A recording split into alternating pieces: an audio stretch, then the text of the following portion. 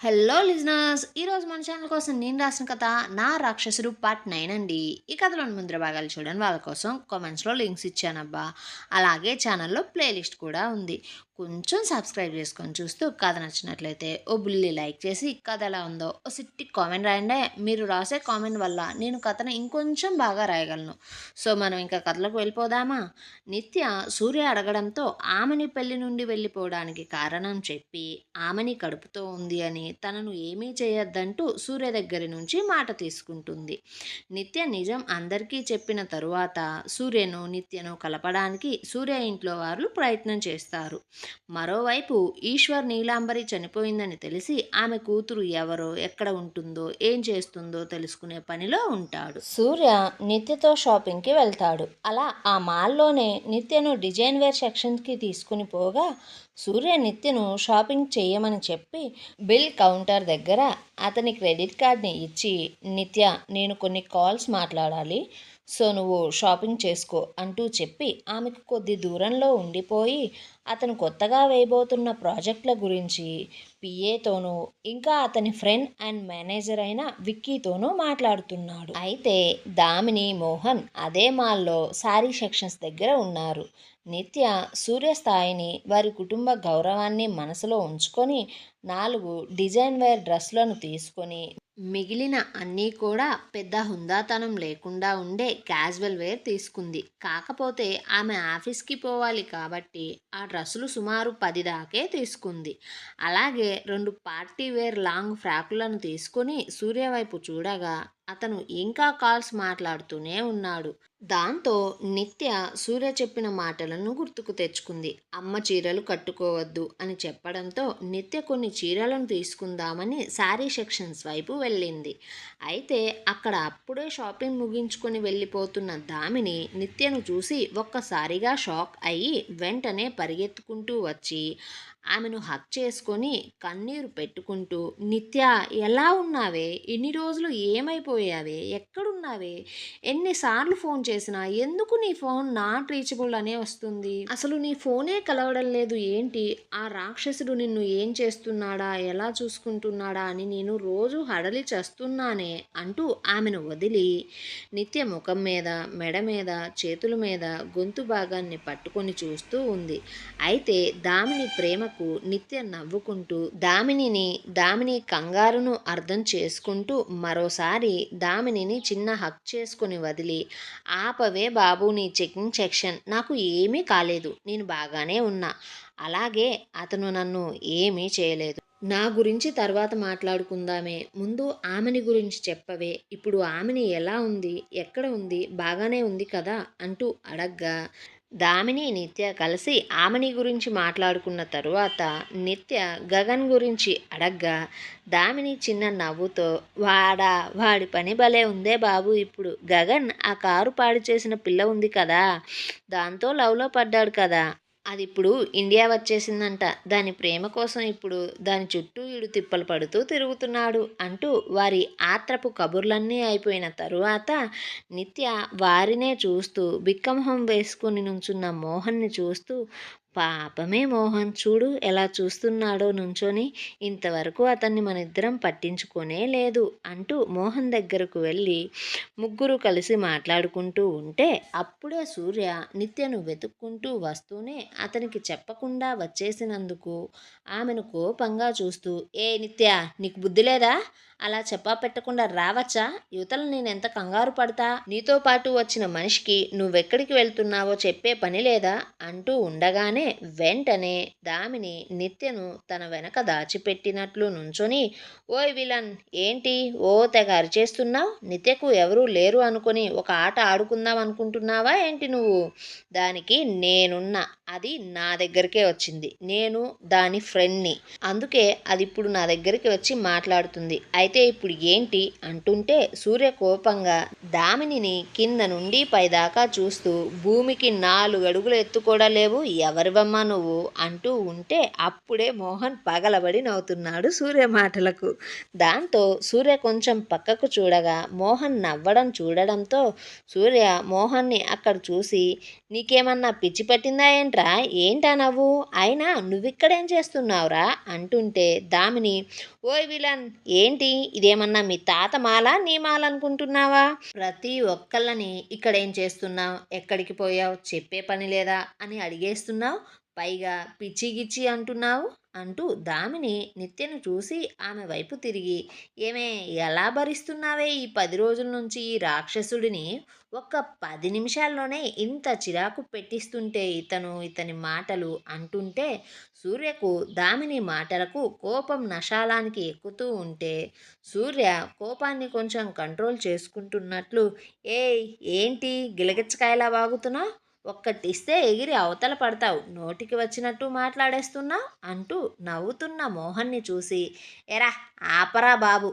అసలు ఇంతకీ ఎవర్రా ఇది అంటుంటే నిత్య సూర్య వైపు చూస్తూ చిన్నగా సూర్యకు వినిపించేలా మాట్లాడుతూ సూర్య సరిగా చూడు అది దామిని నా ఫ్రెండ్ ఆ రోజు పెళ్లిలో బ్లూ శారీలో నా పక్కన ఉంది కదా ఆ అమ్మాయే ఈ అమ్మాయి తిను నా ఫ్రెండ్ అంటూ ఉండగా సూర్య దామినిని కింద నుంచి పైదాకా చూసి ఆ కోతిమొహం పిల్ల ఇప్పుడు గుర్తుకు వచ్చింది అంటే దామిని కోపంగా సూర్య నిన్ను అసలు అంటూ అతని పైకి వెళ్ళిపోతుండగా మోహన్ దామినిని పట్టుకొని ఆపుతూ అతని నవ్వును కంట్రోల్ చేసుకుంటూ దామిని కొంచెం కామ్గా ఉండవే నేను నీకు అప్పుడప్పుడు చెప్తూ ఉంటాను కదా నా ఫ్రెండ్ సూర్య అంటూ అదే సూర్యవర్ధన్ చాలా పెద్ద బిజినెస్ మ్యాన్ అని అది ఎవరో కాదు ఇతనేనే అంటూ ఆమెకు చెప్పి సూర్య వైపు తిరిగి అరే నా కోతి పిల్ల అంటూ ఉంటాను కదా అది ఇదేరా ఈ పిల్లే నా పిల్ల అంటూ దామినిని చూపిస్తే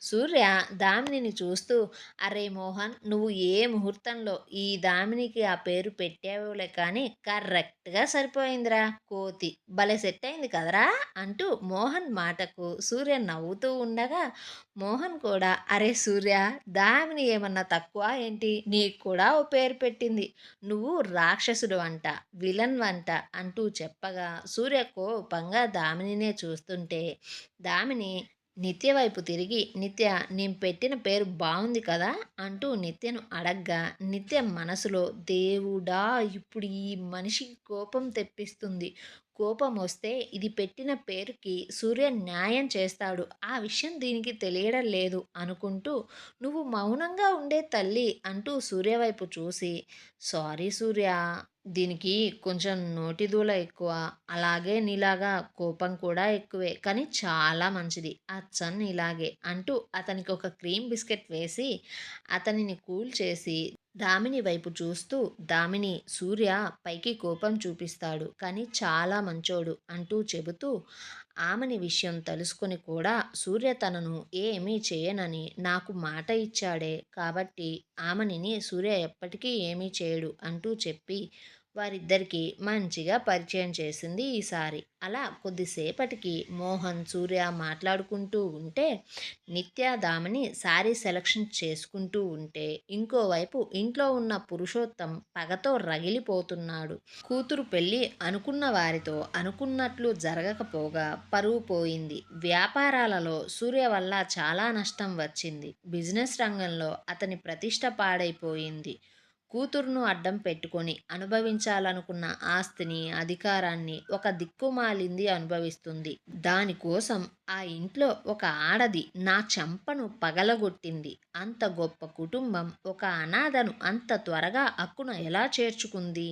దానివైపు చివరకు ఆ గాయత్రి కూడా మాట్లాడుతుంది అసలు అక్కడ ఏం జరుగుతుంది పెళ్ళి అవ్వగానే గాయత్రి ఆ కుటుంబంతో ఎలా కలిసిపోయింది ఆ ఇంట్లో వారందరికీ నిత్య ఏ మందు పెట్టి మార్చేసింది అంటూ ఆలోచించుకుంటూ జరిగిందంతా భార్యతో చెప్పగా పురుషోత్తం భార్య మొత్తం విని నేను అసలు అక్కడ ఏం జరుగుతుందో తెలుసుకునే ఏర్పాటును చేస్తా అండి అలాగే ఆ నిత్యను మనకు అడ్డు లేకుండా చేసి వారు మనకు ఇచ్చిన మాటను అడ్డు పెట్టుకొని సూర్యకు భార్యగా మన రెండో కూతురు అయిన సత్యవతిని ఆ ఇంట్లో అడుగు పెట్టేలా చేద్దాం అనుకుంటూ చెప్పి పురుషోత్తం అతని భార్య వారి ప్రయత్నాల కోసం ఏర్పాట్లను చేసుకుంటూ ఉన్నారు అయితే మరోవైపు మాల్లో ఒక 5 శారీస్ని సెలెక్ట్ చేసుకున్న నిత్య ట్రయల్ వేసుకోవడానికి తీసుకొని పోగా అందులో ఆమెకు బాగా నచ్చిన శారీని కట్టుకున్న నిత్య బయటికి రాగా ఆడవారి మాటలకు 'అద్దాలే వేరులే' సినిమాలో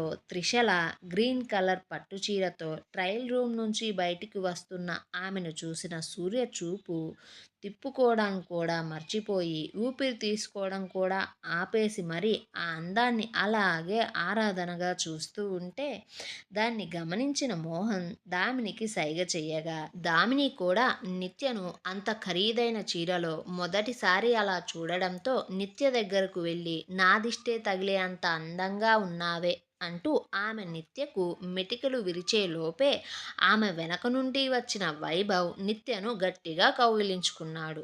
దాంతో అక్కడున్న వారందరూ ఒక నిమిషం పాటు షాక్ అయితే, సూర్య ముఖంలో అప్పటిదాకా ఉన్న ఆరాధన భావం వెళ్ళిపోయి, దాని ప్లేస్‌లోకి కోపం వచ్చి కళ్ళు ఎర్రగా మారిపోతూ ఉంటే, నిత్య వైభవ్‌కి దూరంగా జరిగిపోయి, "వైభవ్, నువ్విక్కడ ఎలా?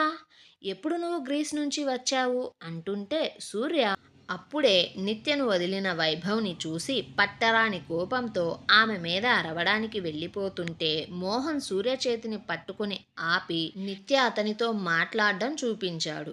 దాంతో అతను కోపాన్ని పంటి బిగువున భరిస్తూ సూర్య వైభవ్‌ని దాటి వెళ్ళిపోయి నిత్య భుజం చుట్టూ చెయ్యి వేసి వైభవ్‌నే చూస్తూ, "నిత్య, ఇతను నీకు తెలుసా? తెలిస్తే ఎలా తెలుసు?" అంటూ అడగ్గా, నిత్య అలా అందరి ముందు సూర్య అంత పబ్లిక్‌గా అలా భుజం చుట్టూ చెయ్యి వేయడం ఇబ్బందిగా ఫీల్ అవుతూ సూర్యను ఏమీ అనలేక మౌనంగా ఉంటే, సూర్య ఈసారి అతని చేతి పట్టులో కొంచెం ఒత్తిడిని పెంచి, "నీకు వైభవ్ ఎలా తెలుసు?" అంటూ కొంచెం కోపాన్ని కలిపిన గొంతుతో అడగ్గా, నిత్య, "సూర్య, వైభవ్ నాకు చిన్నతనం నుండి తెలుసు" అంటే, సూర్య, "అలా ఎలా తెలుసు? అతనికి నీకు అసలు పరిచయం ఎలా అయ్యింది?" అంటూ అడగ్గా, అక్కడే ఉన్న వైభవ్ సూర్య మాటలకు చాలా పొగరుగా సూర్యనే చూస్తూ, "మిస్టర్ సూర్యవర్ధన్, నిత్య ఉన్న ఆశ్రమం మా చారిటీలలో ఒకటి. అంటే వారి ఆశ్రమానికి మేము మా చారిటీస్ నుంచి సంవత్సరానికి సరిపడా వాళ్ళ ఆశ్రమ ఖర్చులలో మేమే 60% మనీని ఇస్తాం. పైగా ఆ ఆశ్రమం మా తాతయ్య స్వయంగా కట్టించాడు. మా ఇంటి దగ్గరలోనే ఉంటుంది కాబట్టి నేను నా చిన్నతనంలో అక్కడికి వెళ్ళి ఆడుకుంటూ ఉండేవాణ్ణి. అలా నాకు నిత్య బాగా పరిచయం. నిత్యకు నాకు చాలా కాలం నుంచే బంధం ఉంది" అంటూ ఆ చివరి మాటలను గట్టిగా ఒత్తి పలుకుతూ నిత్య వైపు చూస్తూ, "నిత్య, ఇంతకీ నీకు సూర్య ఎలా తెలుసు?" అంటూ ఏమీ తెలియనట్లు నిత్యను అడగగా, సూర్య ఈసారి ఆమె భుజం మీద నుండి చేతిని తీసి నిత్య నడుం చుట్టూ చెయ్యి వేసి ఆమెను అతి దగ్గరగా తీసుకొని ఆమెను అతుక్కున్నట్లు నుంచొని, "మిస్టర్ వైభవ్, ఇక మీదట నిత్య కాదు, నువ్వు ఇప్పటి నుంచి తినను మిసెస్ నిత్య సూర్యవర్ధన్ అని పిలవాలి. ఇప్పుడు నిత్య నా భార్య" అంటూ చెప్పగా, వైభవ్ పిడికిళ్ళు రెండూ గట్టిగా బిగుసుకున్నాయి. అతను విన్న వార్త నిజమని, ఆ వార్త విన్నప్పుడు వైభవ్ ఎంతగా సంతోషపడ్డాడో ఇప్పుడు అంతగా రగిలిపోతున్నాడు. అసలు వైభవ్ విన్న వార్త ఏంటి అంటే, సూర్య పెళ్లి ఆగిపోయిందని. పెళ్లి చేసుకునే అమ్మాయి సూర్యను పెళ్లి చేసుకోవడం ఇష్టం లేక పెళ్లి పీటల మీద నుంచి వెళ్ళిపోయిందని. అందుకే వేరే గత్యంతరం లేక సూర్య ఒక అమ్మాయిని బలవంతంగా పెళ్లి చేసుకున్నాడని. అందువల్ల సూర్య తన మాట, తన తాత మాట నిలుపుకోలేక మాట తప్పాడు అంటూ ఆ వార్త తెలిసినప్పుడు వైభవ్ ఎంతగానో సంతోషపడగా, ఇప్పుడు సూర్య పెళ్లి చేసుకున్న అమ్మాయి నిత్య అని తెలిసి మనసులో రగిలిపోతూ ఉన్నాడు. దాంతో వైభవ్, "అంటే సూర్య, నువ్వు బలవంతంగా ఒక పశువులాగా తాళి కట్టింది నిత్యకా?" అంటూ అడగ్గా, సూర్య కోపంగా, "వైభవ్, మాటలు జాగ్రత్త" అంటుంటే, నిత్య మాత్రం భయంగా సూర్యని వైభవ్నే చూస్తూ ఉంటే, వైభవ్ చీదరగా సూర్యను చూస్తూ, "నువ్వు బిజినెస్లోనే క్రూరంగా ఉంటావు అనుకున్నా, కానీ నిజ జీవితంలో కూడా అంతకన్నా క్రూరంగానే ఉంటావా? నిజంగా నేను న్యూస్ని చూసి నమ్మలేకపోయా సూర్య. అసలు ఏం జరిగిందో, ఎలా జరిగిందో విషయం తెలుసుకుందామని ప్రయత్నించే లోపే నువ్వు నీ పేరును, పరపతిని, డబ్బును వాడి ఆ న్యూస్ని అంతా క్లియర్ చేసేసావు.